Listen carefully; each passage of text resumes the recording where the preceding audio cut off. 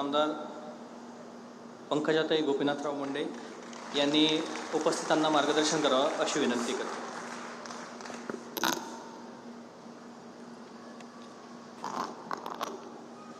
आज परळी वैजनाथ या वैद्यनाथाच्या पावन नगरीमध्ये आपल्या सर्वांसाठी पशुवैद्यकीय व पशुविज्ञान महाविद्यालय याच्या भूमिपूजनाचा कोनशिलेचा समारंभ आहे.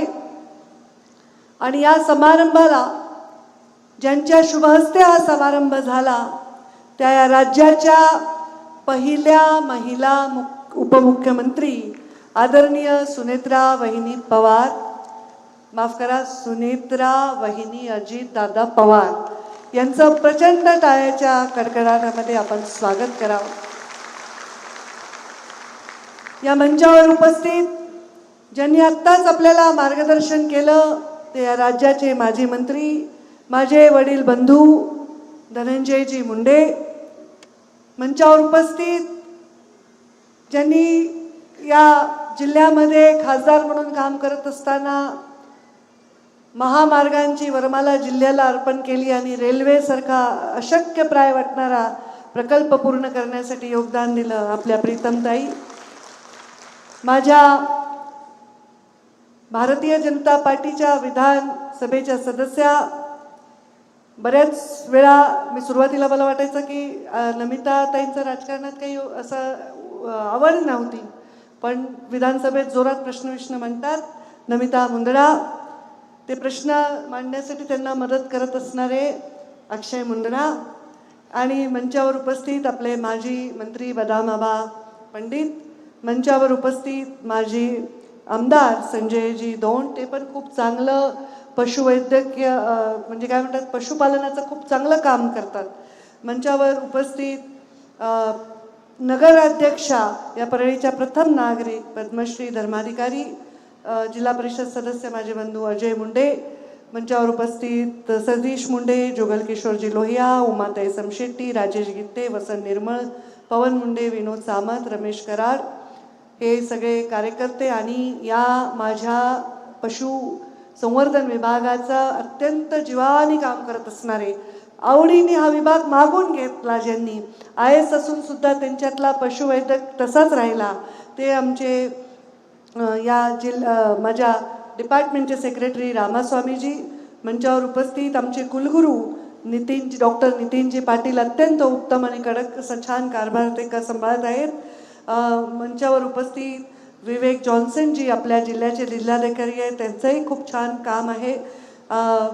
जिल्हा परिषदचे CEO नितीनजी रहमान, जतीनजी रहमान, आपले SP नवनीतजी कामत, हे दोघेही आता सगळे यंग म्हणजे ऑफिसर्स आपल्या जिल्ह्याला मिळालेले आहेत आणि खूप छान काम आहे. SPचं आणि कामसुद्धा प्रचंड कसरतीचं आहे आणि ते चांगलं करत आहेत.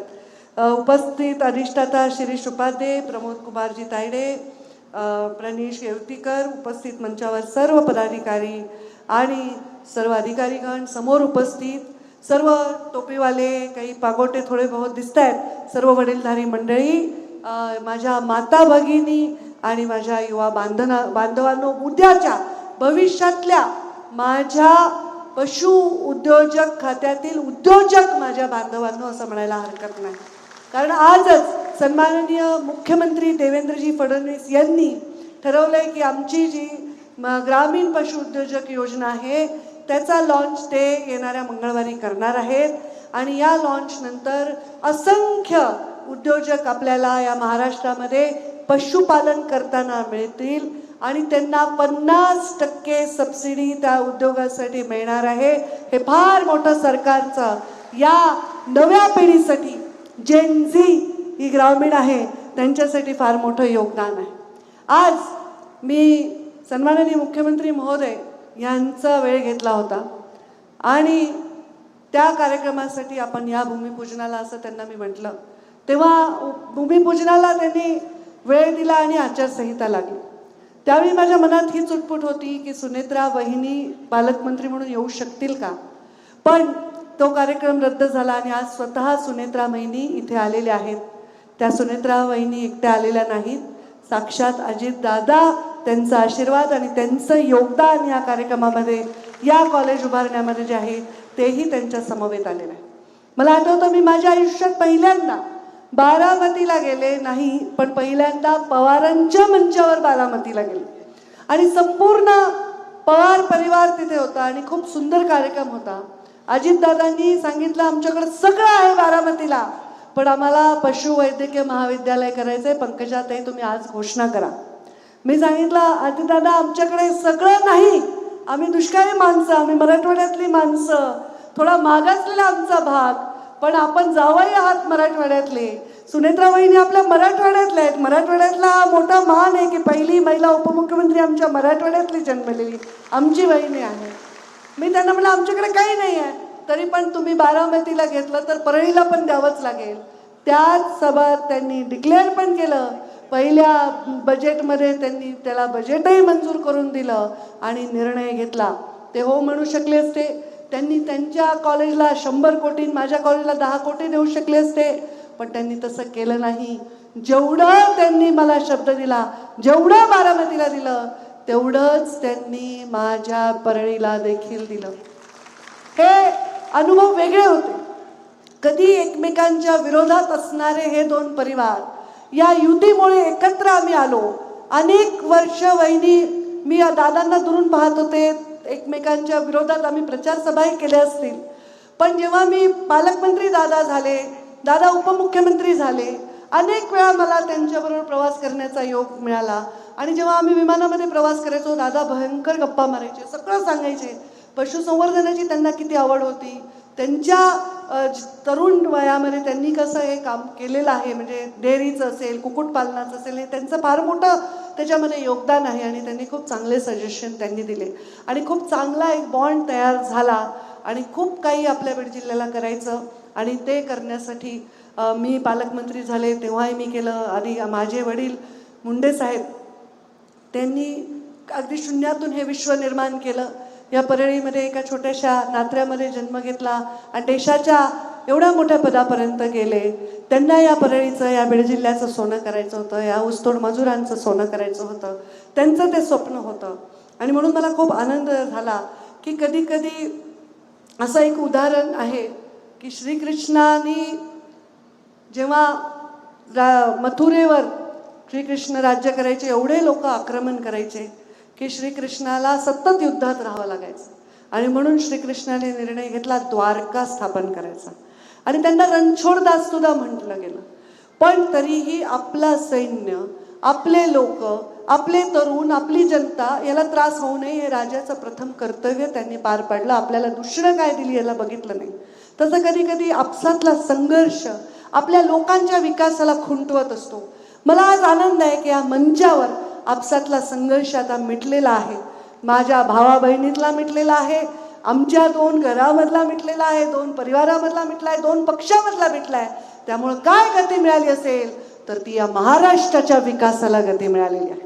स्वतः देवेंद्रजी फडणवीस हे नेहमी म्हणतात की या महाराष्ट्राच्या विकासाला आपसात भांडणं करून संघर्ष करण्यापेक्षा महाराष्ट्राच्या विकासाला आपण एक रेस केली पाहिजे आणि जे मागासलेपण आहे ते मागे केलं पाहिजे आणि विकासाला जिंकवून दिलं पाहिजे.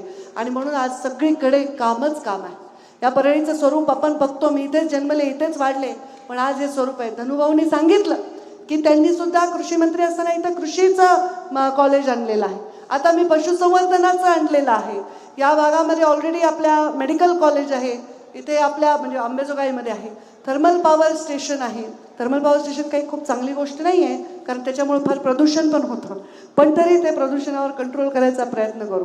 या भागामधले लोक कष्टाला मागे पुढे पाहत नाही, कोणाला भीत नाही. किती अडचण आली तर कधी ते थकत नाही, कोणासमोर झुकत नाही आणि त्यांच्या संघर्षासाठी चालणाऱ्या प्रवासात कधी रुकत नाही. ही शिकवण मुंडे साहेबांची आपल्याला. दादांचा हा अनुभव माझ्यासाठी खूप मोलाचा राहील. मला दादांच्या शोकसभेमध्ये, विधानसभेत खूप भरभरून बोलायचं होतं, पण बोलता नाही आलं. त्यांचा तो अनुभव, त्यांचा तो मिश्किलपणा, त्यांचं ते हसणं, त्यांचं पटकन बोलणं. मागचा इथे कार्यक्रम होता, वहिनी इतके फटाके उडवले आमच्या कार्यकर्त्यांनी, धनुभाऊंनी तो कार्यक्रम घेतला होता आणि मला दादाला खूप चटके बसले. तर त्यांनी भर सभेत सांगितलं, अरे तुम्ही खूप फटाके उडवले पण आम्हाला चटके बसले, इकडे पर्यावरण मंत्री असताना फटाके उडवायचे नाही, म्हणून आम्ही असं काही स्वागत इथे करत नाही आहे, कारण पर्यावरणाच्या हे विरोधात आहे. आणि म्हणून आणि वहिनी आपण आला आहात, एक स्त्री या महाराष्ट्राची पहिली महिला उपमुख्यमंत्री झालेली आहे आणि तिला साजेसं एका घरंदाज पद्धतीने शांत सुशील सोज्वळ असा कार्यक्रम आम्ही केला, धिंगाणा केला नाही, कारण तुम्ही येत आहात. नाही तर आमच्या पोरांना आवडतं खूप घोषणा द्यायला, ओरडाआरडा करायला. सगळ्यांना सूचना दिल्या होत्या, चुपचाप जा बसा, आणि अत्यंत छान हा असा कार्यक्रम पार पडलेला आहे. माझ्या देवाभाऊंच्या लाडक्या बहिणी देखील इथे आलेल्या आहेत. मोठ्या संख्येने माझ्या इथे आलेल्या सर्व लोकांचे मी स्वागत करते आणि माझ्या सगळ्यात जास्त वहिनींचं मी खूप खूप स्वागत करते. दोन पक्षाचे काय बॉन्ड होतील, दोन नेत्यांचे काय होतील, पण दोन स्त्रियांचे बॉन्ड फार स्वच्छ, सुंदर आणि सक्षम असतात. एक स्त्री म्हणून त्यांचं दुःख, त्यांचा संघर्ष मी जवळून पाहते, अनुभवते आणि मला ते समजतं त्यांना काय आहे. तर त्यामुळे त्या भावनेतून वहिनी कुठेही असू, युतीत आहेत म्हणून नाही, कुठे असू, नेहमी तुमच्या पाठीशी खंबीरपणे उभं राहू आणि आपण चांगलं काम करू. या तुमच्या माहेरचं तुम्हाला जबाबदारी आहे, बीड जिल्हा मराठवाड्यातला, त्या जिल्ह्याचं चित्र बदलण्यासाठी आपण आम्हाला नेहमी सहकार्य करत राहाल हीच अपेक्षा व्यक्त करते. तुमचं परत एकदा स्वागत करते. 600 कोटी नाहीतर पंचायत होईल माझी. 600 कोटी मंजूर नाही झाले, 400 काहीतरी कोटी आहेत आणि ते बांधायला एवढं मोठं आपण व्याप्ती एवढी मोठी आहे, ते बांधायला लागतील. वेळोवेळी अधिकचं बजेट लागेल तर मुख्यमंत्र्यांनी शब्द दिलाय की ते देतील. ते पण येणार होते, पण त्यांनी म्हटले की आता तुम्ही भूमिपूजन आटोपून घ्या, मी लोकार्पण सोहळ्याला येईन. तर नक्कीच हे लवकरात लवकर लोकार्पण आपण करू. याच्या इथे जे काही कॉन्ट्रॅक्टर आहेत, इंजिनियर्स आहेत, त्यांची जबाबदारी आहे की जसं जे चित्रात दिसतंय तसं प्रत्यक्षात दिसलं पाहिजे. एक एक रुपया हा पब्लिकचा पैसा आहे, शासनाचा पैसा आहे, हा संपूर्णपणे व्यवस्थितपणे वापरला गेला पाहिजे. इथे येणारा विद्यार्थी दुसऱ्या राज्यातला येऊ, दुसऱ्या भागातला येऊ, दुसऱ्या जिल्ह्यातला येऊ, त्यांनी अभिमानाने सांगितलं मी बीड जिल्ह्याच्या परळीमध्ये एका सुंदर अशा महाविद्यालयामध्ये शिक्षण घेत आहे. आता सुंदर डोंगराने वेढलेलं हे ठिकाण आहे. खूप इथे शिकतील ते विद्यार्थी खूप नशिबान असतील आणि त्यामुळे मी त्या सगळ्या स्वप्नांना आता आपल्या आशीर्वादाचं बळ मिळेल अशी अपेक्षा व्यक्त करते आणि माझ्या वाणीला विराम देते. धन्यवाद. जय हिंद, जय महाराष्ट्र. आणि सन्माननीय अजितदादा यांचं नाव बारामतीला देण्याचा प्रस्ताव आम्ही अप्रूव्ह केलेला आहे आणि मला वाटतं आम्ही जेव्हा तिथे कार्यक्रम घेऊ तर तिथे सुद्धा अशा प्रकारे लोकांच्या भावना नक्कीच ओतप्रोत झाल्याशिवाय राहणार नाहीत. धन्यवाद.